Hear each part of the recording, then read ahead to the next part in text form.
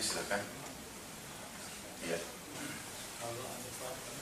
Kalau orang yang kita memberi hutang kepada orang, kita nggak boleh makan di rumah orang itu. Yang kedua, kalau kita juga memberi hutang ke orang, kemudian orang itu ngasih kita lebih dengan sukarela, itu boleh nggak? Kalau makan di tempat orang yang telah diberikan utang itu nggak pernah ada dalil yang melarangnya. Tidak ada masalah soal itu. Jadi kalau saya mengutangkan kepada keluarga saya, adik saya, kemudian saya salah satu waktu silaturahim ke sana lalu dihidangkan makan, tidak ada masalah. Tidak ada larangan di situ. Kalau itu, kemudian yang kedua, kalau seandainya kita mengutangkan kepada orang lain, tidak ada kesepakatan awal. Memang ini 1 juta, kemudian 1 juta. Ini proyek akhirat nih, investasi akhirat. Udah seperti saya bahasakan di awal pertemuan. Lalu kemudian pada saat dikembalikan ternyata uang itu dipakai bisnis sama dia. Pada saat dipakai bisnis, ternyata dia merasa ada untung, dia melebihkan 100.000 misalnya. Dari dia, nggak ada kesepakatan awal, itu bukan riba, nggak apa-apa. Nggak apa-apa. Sama halnya juga bab sogok menjogokkan itu haram ya. Nah, bagaimana membedakan antara sogok dengan mengambil hak? Ada bedanya. Sogok yang diharamkan itu rishwah adalah seseorang yang membayar satu instansi atau seseorang untuk mendapatkan yang bukan haknya. Yang bukan haknya, memang dia tidak layak di situ, tapi karena dia bayar dia dapat gitu. Tapi kalau bapak ibu punya barang datang dari luar negeri, masuk ditahan oleh bea cukai misalnya. Barang itu kemudian dikatakan kalau mau keluar harus datangkan surat 1, 2, 3, 4, 5. Kita datangkan surat itu, nih sudah ada. Masih ditahan juga, kita harus bayar. Kita bayar itu bukan sogok, karena itu hak kita. Jadi kalau ada hak di situ, itu tidak termasuk dalam hal yang dilarang. Karena memang tidak masuk dalam awal, tapi kalau kita tidak ada hak di situ, maka secara otomatis masuk. Sama halnya tadi ya, kalau kita tidak berikan syarat dari awal, maka itu tidak ada masalah. Dia memberikan sukarela setelah itu ya, setelah pengembalian dia mau tidak ada masalah. Nggak masalah, itu kan tidak ada masalah, karena itu halal saja. Kalau misalnya kita lihat orang yang butuh, nggak usah, silahkan kita kasih. Niatnya sedekah, memang ini sedekah ya, beda. Kita harus tahu satu hal ya, Bapak Ibu, ini satu hal yang kadang-kadang subhanallah kita lupa gitu, lalai di sini. Untuk membuka pintu rezeki, itu nomor 1 poinnya adalah mensyukurinya. Yang kedua, bersedekah. Subhanallah, sedekah ini penyebab terbukanya rezeki. Banyak orang nggak paham. Makanya pada saat dengan masjid lewat ada 1.000 baru, 1.000 tua, 1.000 tua yang ditaruh. Dia nggak paham bahwasanya kalau dia masukkan ke masjid sedekah di jalan Allah itu penyebab rezekinya terbuka. Mestinya 1.000 baru yang ditaruh di situ, 1.000 tua yang dipakai belanja beli air mineral di luar sana. Mestinya begitu. Jadi ini kata kunci. Sebab ada hadis Bukhari, hadis qudsi kata Allah Subhanahu wa taala, ya ibna Adam anfik alaik. Wahai anak Adam berinfak dulu di jalanku, aku akan buka ya pintu rezekiku. Gitu kan?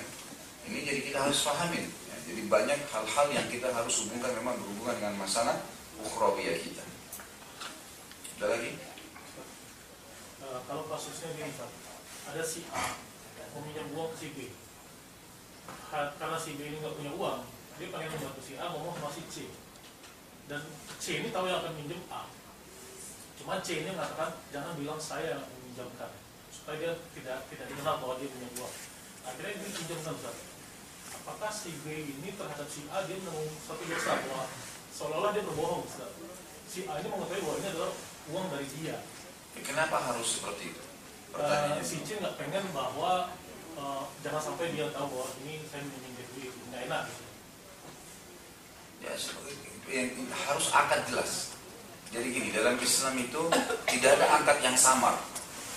Tidak boleh ada akad samar. Akadnya harus jelas dari awal. Itu akad. Dan kata Nabi SAW, al-mu'minu ala syurutihim. Orang mukmin sesuai dengan syarat yang disepakati. Jadi nggak boleh keluar gitu. Nggak ada masalah nggak enak kalau mau membantu orang. Nggak apa-apa, gitu kan? Jadi nanti kalau tidak seperti itu, dia samar, nanti hak juga samar. Jadi panjang ini, nanti rekeningnya kemana-mana gitu. Misal, kalau misalnya dia tidak bisa bayar, siapa yang akan menanggung ini? Sementara yang dia tahu adalah si A, bukan si C, kan gitu. Jadi lebih baik akadnya jelas. Emang ini dibantukan, silakan dibantukan, bayarnya kapan kamu bisa misalnya, apa-apa. Ya, atau bayar gini. Yang jelas ini harus jelas akadnya. Dan ingat perbedaan dasar antara sebuah riba dengan yang bukan riba, itu umumnya kalau di Indonesia ini sebenarnya terjadi di akad. Saya sering menyampaikan ke teman-teman di UI dan juga sampaikan ke beberapa instansi lembaga perbankan syariah tentang pentingnya memahami masalah ini, gitu kan. Saya bukan mengguruin ya, tapi kadang-kadang kalau teman-teman lagi diskusi, saya berikan masukan masalah itu. Jadi saya bilang, di mana letak halalnya KPR dalam Islam, dan di mana letak ribanya, gitu kan. Saya jelaskan kepada mereka, kalau menurut saya yang saya pahamin dari banyak buku fikih cuma di masalah akad. Misal, saya mau beli rumah, kemudian saya nggak punya duit, saya datang ke satu instansi atau satu individu, seseorang. Lalu saya bilang, saya mau beli rumah ini 1 miliar, saya nggak ada duit. Bisa nggak kamu belikan saya? Dia bilang bisa. Baik, saya belikan. Dalam Islam, boleh orang yang membeli rumah itu bilang ini, saya beli 1 miliar ya, tapi saya jual ke kamu 1,5 miliar. Transaksi jual beli. Saya beli itu, tapi saya jual ke kamu. Mau nggak? Kamu boleh bayar 5 tahun nggak apa-apa. Ini halal ini. Yang tidak boleh, kalau dia bilang, baiklah kita tulis akad ya, bahwasanya saya menghutangkan uang kepada kamu 1 miliar, yang setiap bulan ada bunganya 1%, 2%, ini riba. Nggak boleh. Masalahnya di akad, subhanallah, gitu kan? Akadnya kalau sedikit masuk terus jual beli halal. Sedikit masuk ke masalah adanya bunga atau ditulis pinjaman bahaya. Saya kasih contoh misalnya banyak KPR. Tentu kalau seringkali Bapak Ibu sekalian kita ini kalau lagi tanganin akad, baca akadnya itu. Kita cuma lihat lewat selesai, yang penting sudah dijelaskan. Enggak, lihat akadnya. Kalau poinnya, misal perbankan A atau instansi A, dia beli rumah 1 miliar, dia bilang, seringkali begitu akadnya, perbankan A menghutangkan, bukan membeli rumah, menghutangkan si B langsung ke nama nasabah sejumlah 1 miliar yang dia kembalikan dalam 5 tahun misalnya dengan bunga sekian. Ini padahal beli nih, jual beli, tapi akadnya akad utang piutang.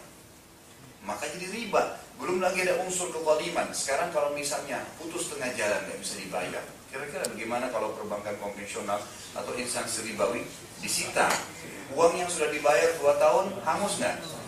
Zalim ini. Dari mana pintunya itu? Nggak boleh dalam Islam. Lalu bagaimana Ustaz jalan keluarnya? Jalan keluarnya, kalau saya sudah bayar 2 tahun, ternyata putus tengah jalan saya nggak bisa bayar. Rumah itu dijual. Rumah itu dijual. Yang punya hak yang belum dibayar dikembalikan, gitu kan? Dijual itu. Jadi atau sudah yang dibayar 2 tahun, misal rumah itu jadi 5 miliar setelah 2 tahun. Tadinya saya cuma beli 2 miliar. Uang yang sudah saya bayar 700 juta. Dikembalikan 700 juta itu kepada orang itu. Ini loh yang kamu cicil selama ini ya, karena kita sudah jual untung. Untung berlipat-lipat. Zalim kalau mengambil haknya orang lain. Dia sudah setengah mati bayar tiap bulan. Semestinya akan sehatnya begitu.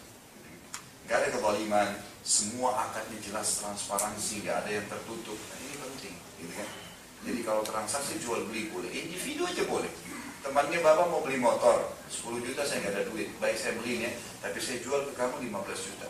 Kamu boleh bayar 12 bulan, gak apa-apa. Halal nih, gak masalah. Karena transaksi jual beli.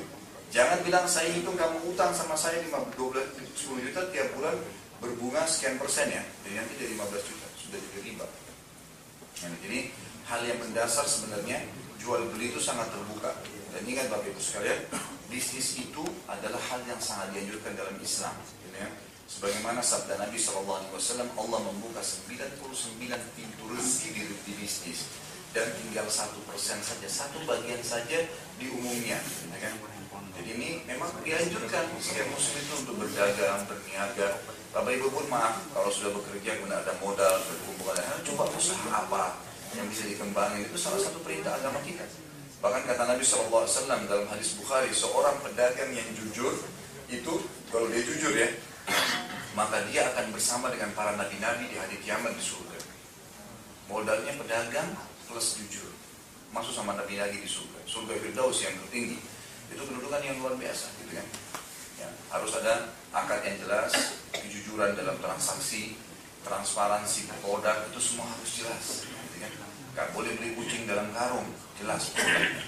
Semua itu ada hal-hal yang harus dipahami dalam bab jual beli. Gimana waktunya? Sudah? Satu lagi baik. Kalau misalnya baca KPR, sudah selesai dulu kan? Dimana kita KPR di konvensional lah. Itu jadi halal, gak masalah. Jadi yang sudah berlalu, tadi kan sudah saya bahasakan dalam ayat Al-Baqarah 279 Pak. Allah mengatakan, وَذَرُوا مَا بَقِيَ مِنَ الرِّبَا. Kalau sudah sampai kepada kita hukumnya, tapi sudah berjalan, Jangankan yang sudah lunas, yang lagi berjalan saja itu boleh diselesaikan selama kita tidak mampu lunasi. Tapi jangan buka pintu baru. Ini masih 5 tahun lagi KPR saja. Ya udah, taubat kepada Allah sekarang, selesaikan itu, jangan buka akad baru di dalam riba itu. Yang sudah berlalu sudah dianggap halal oleh Allah Subhanahu wa taala. Sama halnya hukumnya dengan pendapatan orang-orang kafir sebelum masuk Islam. Setelah masuk Islam itu tidak ada masalah bagi dia. Akad nikah yang pernah dilakukan orang Nasrani, 2 laki-laki dan perempuan pernah nikah dengan cara Nasrani, lalu masuk Islam. Perlukah akad nikah baru? Tidak. Dianggap sah itu dalam agama. Anda tetap suami istri saja. Gitu kan? Seperti itu gambarannya.